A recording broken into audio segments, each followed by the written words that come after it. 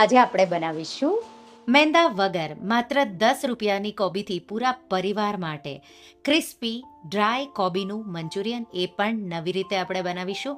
ચાલો બનાવીએ.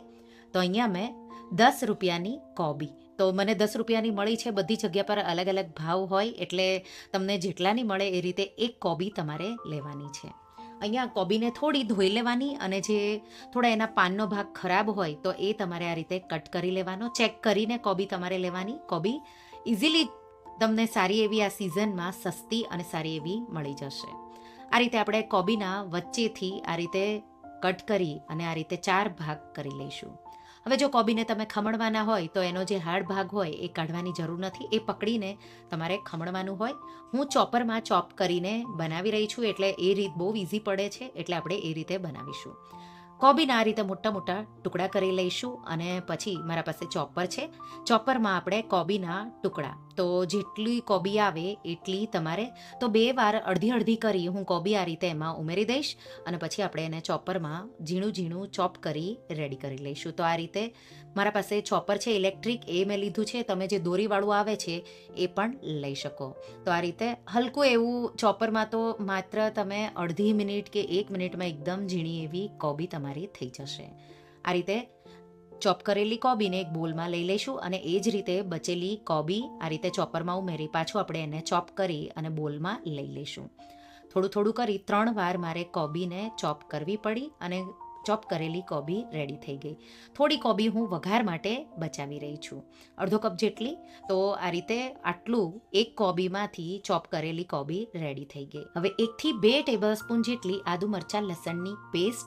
તમારે જો લસણ ડુંગળી વગર બનાવવું હોય તો અહીંયા લસણ તમારે સ્કીપ કરવાનું છે.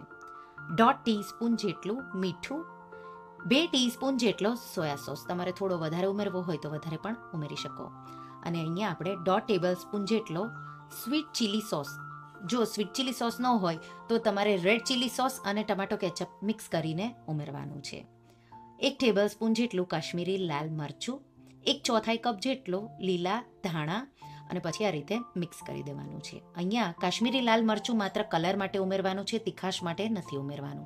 તમે જો સ્ટ્રીટ સ્ટાઇલ મંચુરિયન ક્યારેય ખાતા હોય તો લાલ લાલ કલરનું હોય છે, એમાં રેડ કલર ઉમેરવામાં આવતો હોય છે, પણ આપણે ઘરે બનાવીએ તો એમાં કલર ઉમેરવાની જરૂર નથી. તો આ રીતે એકદમ સારી રીતે મેં મિક્સ કરી દીધું. આ રીતે તમે કાશ્મીરી લાલ મરચું વાપરશો તો તીખું પણ નહીં થાય અને કલર પણ એકદમ લાલ એવો મંચુરિયન બોલ્સનો આવશે. તો અહીંયા તીખાશ તમારે બેલેન્સ કરી ઉમેરવાની. આ રીતે મિક્સ કરી દો એટલે આપણે એમાં ચોખાનો લોટ, તો હું મેંદો નથી વાપરી રહી, એના જગ્યા પર આપણે અડધો કપ ચોખાનો લોટ અને અડધો કપથી થોડો ઓછો મેં કોર્નફ્લોર લીધો છે. તો કોર્નફ્લોર સફેદ મકાઈનો જે લોટ આવે એ મેં ઉમેર્યો છે. મિક્સ કરી દઈશું એકદમ સારી રીતે. ચોખાના લોટથી મંચુરિયન ક્રિસ્પી પણ થશે, સાથે જે કોબીનું મોઇશ્ચર હોય એ પણ એ સોક કરી લેશે. તો બહુ ઓછું એવું તમને લોટ પણ વધારે પડતો ઉમેરવાની જરૂર નહીં પડે. અહીંયા મને બિલકુલ વધારે લોટની જરૂર નથી પડી. અને આપણે આ મિશ્રણ સરખી રીતે મિક્સ કરી અને આ રીતે ગોળા એના વાળતા જઈશું અને સાથે સાથે આપણે તળતા જઈશું. તમારે પ્રોપર ગોળ શેપ દેવાની જરૂર નથી, અનઇવન આ રીતે હાથમાં આવે એ રીતે તમારે ગોળા વાળી લેવાના અને સાથે સાથે આપણે એને તળતા જઈશું. તો આ રીતે હું ગોળા વાળતી જઈશ. એકવાર ના થઈ ગયા ત્યાં સુધીમાં આપણું તેલ ગરમ થઈ ગયું. તેલ ગરમ થઈ જાય એટલે મંચુરિયન બોલ્સ આપણે આ રીતે ગરમ તેલમાં ઉમેરી દઈશું અને ગેસની ફ્લેમ મીડિયમ રાખી ગોલ્ડન અને ક્રિસ્પી બે સાઈડથી થઈ જાય ત્યાં સુધી તળવાના છે. આ બોલ્સ એકદમ નાના નાના હોય છે. તો સ્ટ્રીટ સ્ટાઇલ આપણે મંચુરિયન બનાવીએ તો એમાં મંચુરિયન બોલ્સ બહુ મોટા નથી હોતા. તમે જો રેસ્ટોરન્ટમાં જાઓ તો મોટા મોટા બોલ્સ હોય, પણ સ્ટ્રીટ સ્ટાઇલમાં અને એ પણ જો તમે મુંબઈ મહારાષ્ટ્રમાં કાંઈ ખાધું હોય તો આ રીતે નાના નાના મંચુરિયન બોલ્સ હોય છે અને એકદમ ક્રિસ્પી એવા. મીડિયમ ફ્લેમ પર તમે ફ્રાય કરશો એટલે અંદરથી પણ બહુ ક્રિસ્પી એવા થશે. લગભગ 3 થી 4 મિનિટમાં મંચુરિયન બોલ્સ ગોલ્ડન અને સાથે સાથે ક્રિસ્પી પણ ફ્રાય થઈને રેડી થઈ જશે. આવો કલર આવી જાય અને એકદમ ક્રિસ્પી થઈ જાય એટલે આપણે એને કિચન પેપર પર કાઢી લઈશું. એ જ રીતે આપણે બીજા મંચુરિયન બોલ્સ વાળતા જઈશું સાથે સાથે અને તળતા જઈશું. બહુ મંચુરિયન બનાવવું સહેલું બહુ છે.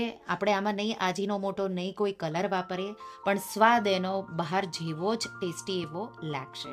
તો આ રીતે મેં બીજા પણ મંચુરિયન બોલ્સ આ રીતે બધા ફ્રાય કરીને રેડી કરી લીધા. આ મંચુરિયન બોલ્સ એટલા ક્રિસ્પી હોય છે કે બાળકો આમને આમ જ અડધા પૂરા કરી દેશે. હવે આપણે ગ્રેવી બનાવવાની છે. મંચુરિયન બોલ્સ ઉપર રેડવા માટે 1 ટેબલસ્પૂન જેટલું તેલ ગરમ કરીશું અને 2 ટેબલસ્પૂન આદુ મરચાં લસણની પેસ્ટ. અહીંયા પણ જો તમે લસણ ન ખાતા હોય તો માત્ર આદુ મરચાંની પેસ્ટ ઉમેરવાની છે. સારી રીતે આપણે એને હાઈ ફ્લેમ પર 1 મિનિટ જેવું સાતળીશું. અને હવે અડધો કપ ઝીણી ચોપ કરેલી કોબી. તો જે કોબી છે એમાંથી જ મેં અડધો કપ જેટલી આ રીતે કોબી બચાવી હતી અને આપણે એને 2 મિનિટ જેવું આ રીતે ચલાવતા રહીને સાતળી લેવાનું છે. 1 ટીસ્પૂન જેટલું મીઠું. તો ગ્રેવીના સ્વાદ પ્રમાણે પણ આપણે મીઠું ઉમેરી દઈશું. સાથે એક નાનું કેપ્સિકમ ઝીણું ઝીણું ચોપ કરેલું અને આપણે એને એકદમ સારી રીતે સાતળી લેવાનું. સાથે 2 ટીસ્પૂન જેટલી ખાંડ એટલે કે શુગર ઉમેરવાની છે. મારી પાસે પાવડર છે એટલે બુરું હોય એ જ છે તો મેં એ ઉમેર્યું છે અને 1 મિનિટ જેવું સાતળીશું.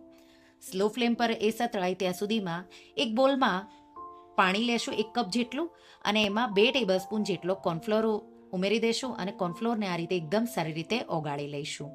ગાંઠાનો રે એ રીતે ઓગાળી દેવાનો. હવે એમાં આપણે 1 ટેબલસ્પૂન સોયા સોસ, જો વધારે ડાર્ક કલર જોવે તો 1.5 ટેબલસ્પૂન જેટલો પણ સોયા સોસ ઉમેરી શકો. હું જે ગ્રેવી છે એ પણ થોડી લાલ કલર સાઈડ રાખી રહી છું એટલે મેં સોયા સોસનું પ્રમાણ ઓછું લીધું છે. મિક્સ કરી સાથે સાથે આપણે 1 થી 1.5 ટેબલસ્પૂન જેટલો સ્વીટ ચીલી સોસ.